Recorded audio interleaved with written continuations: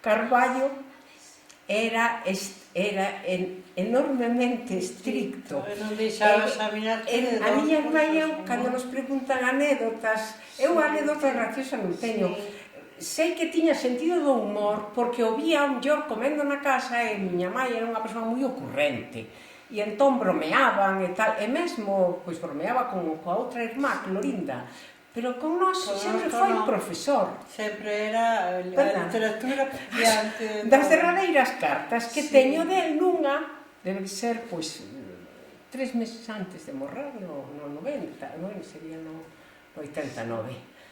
Pois, nesa carta dime, xa, repito que moitas veces dixen, cando eu dera unha conferencia, era profesora de universidade, que lees regular, tens que facer máis prácticas de lectura.